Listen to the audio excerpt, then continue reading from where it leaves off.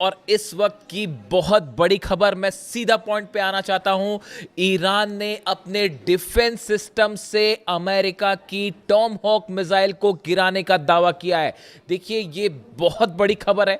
जो लोग defence industry से जुड़े हैं, जो इस बात का मतलब समझते हैं कि अगर अमेरिका की टॉम हॉक मिसाइल तबाह करता है ईरान, तो ये ईरान की इस जंग की सबसे बड़ी कामयाबी में से एक है। देखिए, ऑलरेडी अमेरिका इस बात से हैरान है, डोनाल्ड ट्रंप परेशान है, पीट हेगसेथ हैरान है कि कैसे ईरान की जो मिसाइल्स हैं उसने पेट्रियट सिस्टम तबाह कर दिया है, थार्ड सिस्टम तबाह कर दिया है। और उसके बाद अब खबर आ रही है कि अमेरिका की टॉम हॉक मिसाइल को मार गिराया है ईरान ने। जो खबर है पहले उसकी चर्चा करें। The Islamic revolutionary guard corps claims its air defence unit intercepted and destroyed a US made Tomahawk cruise missile over Khanuj in Iran Kerman province before it could reach its target. Iran ने यह दावा किया है जो केरमनशाह province है वहां पर एक टॉमहॉक मिसाइल दागी गई थी जिसे ईरान के डिफेंस सिस्टम ने तबाह कर दिया है। According to Press TV, the missile was detected, tracked and neutralised by Iran air defence unit during ongoing US military strikes. जो खबरें ईरान में हैं, ईरान का जो प्रेस ये दावा कर रहा है कि इस मिसाइल को डिटेक्ट किया गया, डिफेंस मिसाइल फायर की गई और इसे डिस्ट्रॉय कर दिया गया हवा में। देखिए, टॉम हॉक वो मिसाइल है जो अमेरिका की सबसे डेडली क्रूज मिसाइल मानी जाती है। और जब इस तरह की खबरें आ रही थी कि यूक्रेन में टॉम हॉक मिसाइल तैनात होने वाली हैं, तो पुतिन ने जो है वो हाहाकार मचा दिया था कि अगर यहां पर आई तो मैं हमला कर दूंगा सीधा यूरोप पर। यहां तक धमकी दे दी थी उन्होंने। अब ऐसे में आप देखिए, ईरान का ये दावा है टॉम हॉक मिसाइल गिराने का। आप एक बार, अगर टॉमहॉक मिसाइल इतना अहम क्यों है ये पूरा मामला, अगर आप टॉमहॉक मिसाइल्स की जो फीचर्स हैं उस पर डिस्कशन करें। एक तो ये अपने साथ करीब 500 किलो तक का वॉरहेड लेके जा सकती है, यानी 500 किलो तक का बॉम्ब अपने साथ लेके जो है वो ट्रैवल कर सकती है। इसकी स्पीड करीब 900 किलोमीटर प्रति घंटा है, इसकी रफ्तार है। ये बेहद कम ऊंचाई पर उड़ती है, क्रूज मिसाइल है, यानी महज कुछ मीटर ऊपर जमीन पर उड़ती है। इसकी वजह से इसे डिटेक्ट करना, डिस्ट्रॉय करना बेहद मुश्किल होता है। इसीलिए इसे डिटेक्ट करना बहुत बड़ा चैलेंज है। और टॉमहॉक मिसाइल्स के डिटेक्ट करने के बहुत ही कम एग्जांपल्स मिलेंगे अगर आप उसको सर्च भी करेंगे तो। इसमें नेविगेशन सिस्टम है, जीपीएस है, टेरेन मैपिंग है, डिजिटल मैप है, मैचिंग, ये सब जो टेक्नोलॉजीज हैं, terrain counting, matching, telecom technologies, ये इसको बेहद आधुनिक बनाती है। ये अपना रास्ता बदल सकती है, अपने टारगेट को खोज के हिट कर लेगी। यानी देखिए, ये ऐसी चीज़ है टॉमहॉक मिसाइल जो सबसे एडवांस मिसाइल्स में से एक है। अमेरिका की खास तौर पर जब शॉर्ट डिस्टेंस टारगेट की बात होती है, हम अभी आईसीबीएम की बात नहीं कर रहे या बैलिस्टिक मिसाइल्स की बात नहीं कर रहे हैं, ये जो शॉर्ट रेंज मिसाइल्स है जो कम डिस्टेंस से फायर की जाती है, इसमें बहुत ही ज़्यादा ये सटीक मानी जाती है। अब देखिए, ऐसे हालात में एक तो इसको बनाने में बहुत वक्त लगता है, करीब 2 साल लग जाते हैं एक मिसाइल बनाने में, और 34 करोड़ के करीब इसका खर्चा आता है, जो इसकी जो जानकारियाँ हैं। अब देखिए, इस पे जो है, इसको डिटेक्ट करने का मतलब ये है कि ईरान के पास, देखिए, ईरान ने दरअसल पिछले, अगर आप 7 दिन की बात करें हमलों की, देखिए कभी भी कोई भी खबर को जब आप एनालाइज करते हैं तो 2 तरीके से, 2 स्तर पर होती है। एक तो पत्रकार की तरह मैंने आपको खबर बता दी साहब कि कुवैत पर हमला हो गया, वहाँ पेट्रियट तबाह हो गया, फिर जो है जॉर्डन में हमले हुए, वहाँ थार्ड सिस्टम तबाह हो गया, इस तरह की बातें। एक होती है आप उसको एक्सपर्ट्स के साथ चर्चा करते हैं, उसको समझने की कोशिश करते हैं कि इसके क्या मायने हैं, यानी आप उसका एनालिसिस करते हैं। देखिए, आज एक, मैं सुबह अपना वीडियो जो मैंने डाला, सुबह वीडियो, सीरैम सिस्टम जो है अमेरिका का, वो तबाह किया गया। सीरैम सिस्टम जो कि ड्रोन्स को डिटेक्ट करने में काम आता है, लेज़र की इसमें तकनीक होती है, इस्तेमाल किया जाता है, उसको तबाह किया, ऐसा दावे ईरान के हैं। उसमें बड़े सारे कमेंट आए कि आप जो है ये नहीं बताते हो कि ईरान में कितनी तबाही हुई, आप अमेरिका की तबाही ज़्यादा क्यों बताते हो। मैं इसका एक जवाब देना चाहता हूँ। देखिए, आप अगर मीडिया को देखेंगे तो आपको बड़ी आसानी से ये डिटेल्स मिल जाएंगे कि ईरान में कहाँ हमला हुआ है, ईरान में क्या तबाह हुआ है, ये बताने वाले आपके पास बहुत सारे सोर्स हैं।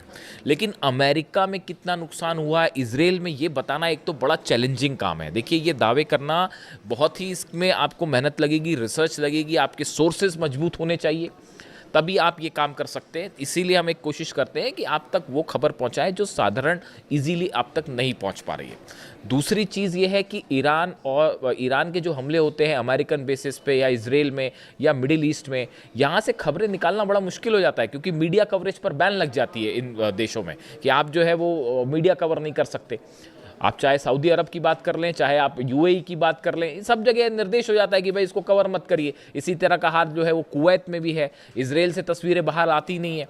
तो इन हालात में यहाँ से खबरें निकालना बड़ा मुश्किल होता है, लेकिन उसके बावजूद हम ये कोशिश करते हैं। इसीलिए ज़्यादा खबरें ये होती हैं कि ईरान ने कितना नुकसान पहुंचाया, बात नंबर 1। बात नंबर 2, कई बार आप सिर्फ खबर ही नहीं बताते हो, आपको स्टैंड भी लेना पड़ता है कि क्या चीज़ सच है, क्या चीज़ सही है, क्या चीज़ गलत है। अगर 168 बच्चियों पर टॉमहॉक मिसाइल से हमला होगा तो उसकी आलोचना भी होगी। वो मैं सिर्फ खबर ही नहीं दूंगा, उसकी आलोचना भी करूंगा, और जितनी हो सकती है उतनी करूंगा, क्योंकि आप सिर्फ हर बार सिर्फ एक खबर देने तक सीमित नहीं रह सकते। आपको ये भी बताना होगा कि क्या चीज़ सही हो रही है। अगर बच्चे मर रहे हैं फिलिस्तीन में तो उसको बोला जाएगा कि ये जेनोसाइड है साहब।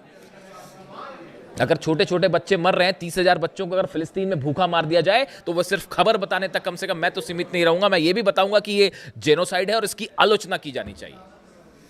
ठीक है, तो ये भी बात होती है। दूसरा, आप जब खबरें निकालते हैं वो आपको पता ही है। देखिए, मैं इस बारे में कुछ नहीं कहना चाहता। ये इस वॉर के दौरान की करीब 20 से 25 खबरें ऐसी हैं जो हमने प्रिडिक्ट की और वो बिल्कुल सही हुई। जिस दिन अली खामेनी साहब पर अटैक हुआ था, इस तरह की चर्चाएं शुरू हो गई थी कि बस अब तो हार गया ईरान, अब तो हार गया ईरान।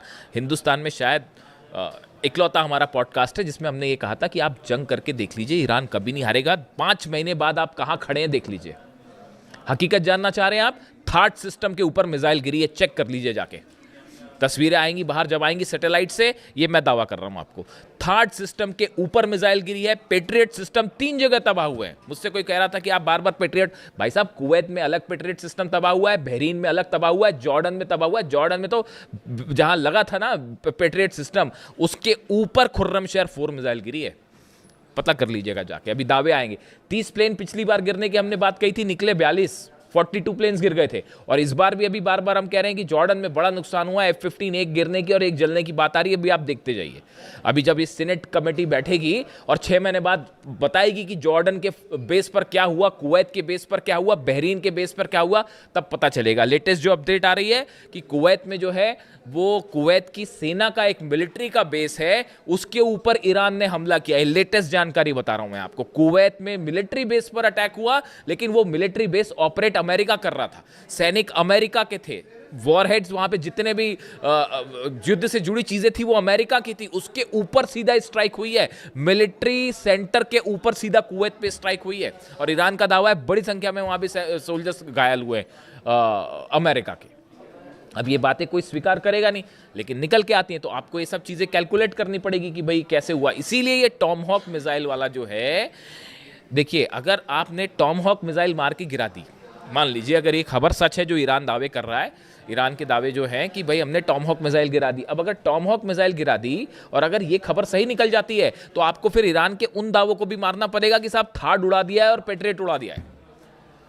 फिर आप उसको भी मानिए। फिर आप इस बात में भी कोई आश्चर्य नहीं होगा कि वो जो कह रहा है कि भाई हैंगर्स में जो है F-15 जेट्स खड़े थे, हैंगर के ऊपर मिसाइल मारी और सब तबाह हो गए। वो धीरे धीरे सैटेलाइट तस्वीरें आनी शुरू हो गई हैं।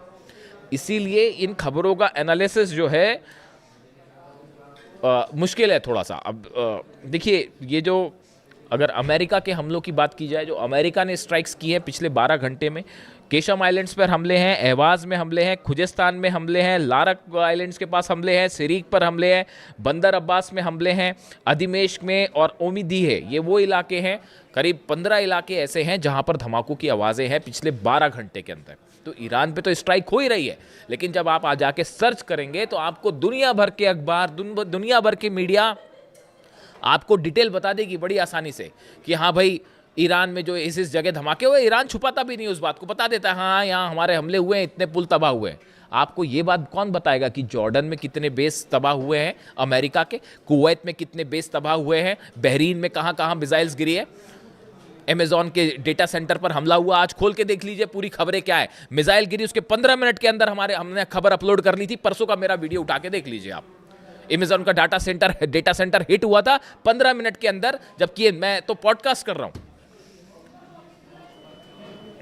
और देखिए ये सब दावे सच साबित होंगे। थर्ड सिस्टम, उससे कई कमेंट्स पे सवाल उठ रहे थे कि ये कैसा हो सकता है, कैसे हो सकता है। पेट्रियट सिस्टम तबाह हुआ है, थर्ड सिस्टम तबाह हुआ है, जेट्स कई जलने की खबर है, और अब ये है ये टॉमहॉक वाले जो ये अभी दावे के लेवल पे है। इसको वेरीफाई करने में टाइम लगेगा, है या नहीं है, टाइम लगेगा, लेकिन ये दावा चूंकि है और बहुत बड़ा दावा है, तो टॉमहॉक मिसाइल को मार गिराना आसान बात नहीं है।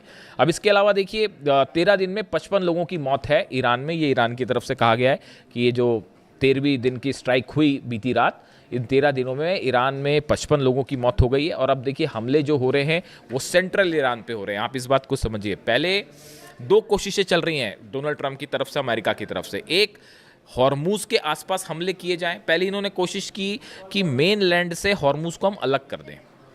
11 दिन तक जो बमबारी थी उसकी कोशिश ही यही थी। ये शायद चाहते थे ग्राउंड ऑपरेशन करें, और वो एक कोशिश थी कि भाई बंदर अब्बास हो गया, केशम हो गया, लारक आइलैंड हो गया, सिरिक हो, इन सब का हम मेन लैंड ईरान से कनेक्शन तोड़ दें। इसलिए पुल तोड़ रहे थे बम गिरा के। वो पुल तोड़ दे रहे हैं, वो 6 घंटे के अंदर साहब पुल बना दिया फिर से। ऐसी भी तस्वीर आई है। बंदर अब्बास के पास एक पुल पर हमला हुआ और वो पुल गिरा, मेन कनेक्शन लाइन थी, वो जैसी गिरी उसके वो अमला वहाँ खड़ा हो गया, तुरंत जाके उसको बनाने में जुट गया। ऐसी ईरान थोड़ी ना। आप खुद सोचिए इस बात को, जो मेरे पे सवाल उठा रहे हैं, जरा वो इस बात को सोचें। दुनिया में इजराइल की आर्मी और उसकी ताकत आप जानते ही हैं। अमेरिका के पास आप हथियार देख लीजिए, अरब देशों, इन सब से एक देश मुल्क लड़ाई कर रहा है पिछले 5 महीने से। और आप क्या कर पाए?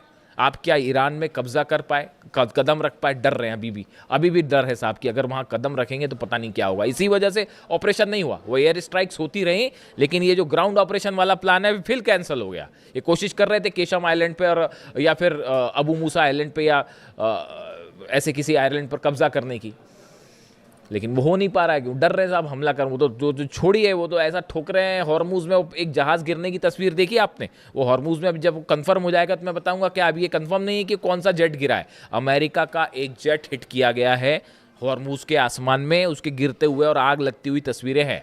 अब वो कौन सा है, वो इनका वो महंगा वाला ड्रोन, क्या नाम है उसका, वो ड्रोन है या कोई F-15 तो नहीं हिट हो गया? इस तरह की भी खबरें हैं। अब अभी वो सच्चाई जब होगी तब सामने आएगी। MQ-9 रिपर ड्रोन तो ऐसे गिर रहे हैं जैसे बच्चे मार के गिरा देते हैं, पतंगों को गिरा देते हैं, खींच के काट देते हैं, वैसे रिपर ड्रोन्स गिर रहे हैं। पता नहीं कितने अरब का है वो।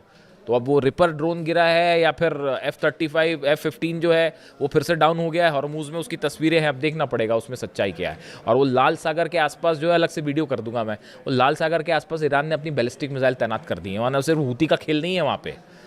तो बड़ी सीधी सी बात है, हूती मतलब पीछे रूस बैक कर रहा है, ईरान बैक कर रहा है हूतीस को। और 2 अरब के 2 जहाज़ ठोकने का मतलब है क्यों नहीं हुआ हमला? अब तक कर देते हमला, सऊदी अरब हमला कर देता। और ईरान ने अपनी मिसाइल्स लगा रखी हैं वहाँ पे कि यमन पर हमला करोगे तो ये लो नतीजा। अब ये डोनाल्ड ट्रंप जो कह रहे हैं, जो नया बयान आया है कि बड़ा ही मतलब मैसिव अटैक करने वाले हैं और ईरान पर ऐसा हमला होगा कि बिल्कुल तबाही मच जाएगी, ईरान ने भी उसकी तैयारी कर ली। कि आप पिकेक्स माउंटेन पर देखिए कहानी क्या है, जो मेरे को समझ में आई अब तक बात। ये जंग बहुत ज़्यादा तो नहीं खींच सकते डोनाल्ड ट्रंप, ये बात तो तय है। बड़ा नुकसान हो रहा है अमेरिका को, ईरान से कई गुना ज़्यादा नुकसान हो रहा है अमेरिका को, समझ रहे हो आप? तो ये ज़्यादा दिन जंग खींचेंगे नहीं, मुझे ये लगता है। पता नहीं, अभी मैं समझ पा रहा हूँ जितना, कि डोनाल्ड ट्रंप का प्लान ये है। आप इस बात को याद रखिएगा, अगर ऐसा हो जाए ना तो हम फिर बात करेंगे कि वो दावे भी याद रखने पड़ते हैं, कई बार बताना भी पड़ता है, क्योंकि बड़ी भ्रमित खबरें आती हैं, भ्रम फैलाने वाली खबरें आती, तो उसके बीच में कोई दावा करना बड़ा ही मतलब उसका काम होता है। तो अभी मुझे ये लग रहा है कि ये पिकेक्स माउंटेन पर हमला होगा। ईरान के जो बचे हुए न्यूक्लियर ठिकाने हैं, हो सकता है पिकेक्स माउंटेन पे भी बंकर बस्टर बम से हमला हो सकता है। 2 बेस हैं ब्रिटेन के जहां हलचल हो रही है, B-1 B-2 बॉम्बर्स की डिएगो गार्सिया में भी हलचल हो रही है, उस पर भी अलग से बात करेंगे। और रॉयल एयरफोर्स का जो दूसरा बेस है वहाँ पर भी जो है B-1 बॉम्बर्स वहाँ से टेक ऑफ कर रहे हैं। इस तरह की खबरें आ रही हैं। अब इस सूरत में bunker buster bumps GBU-72 bumps तैयार है। अब ऐसा लगता है कि अमेरिका पिकेक्स माउंटेन पर हमला करेगा, और हमला करने के बाद वही बात कही जाएगी कि जैसे इन्होंने नतांज फोर्दो और इस्फहान के लिए कहा कि वी हैव ऑब्लिटरेटेड देम, मतलब हमने ईरान का एकमात्र परमाणु अड्डा बचा था पिकेक्स माउंटेन के नीचे, हमने उसको भी तबाह कर दिया और अब हम यहाँ से जा रहे हैं वापस। ये प्लान है साहब अमेरिका का। Plan number 1।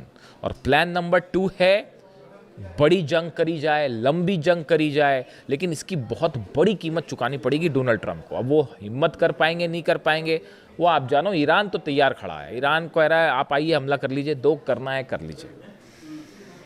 आपने 28 तारीख को वो कर दिया है जिसके बाद ईरान के अंदर से डर खत्म हो चुका है। अली खामनी साहब को आपने असैसिनेट करके ईरान की 9 करोड़ जनता को आपने अली खामनी बना दिया है। हकीकत सिर्फ ये है। आप ईरान के लोगों के मेरे वीडियो में कमेंट्स आते हैं, जब इंटरनेट खुलता है वहाँ इलाकों में, तो वो वहाँ भी बड़ी अच्छा, ये मैं बड़ा शुक्रगुजार हूँ इस बात के लिए। मेरे पास ईरान से कमेंट आते हैं, I am so thankful for them.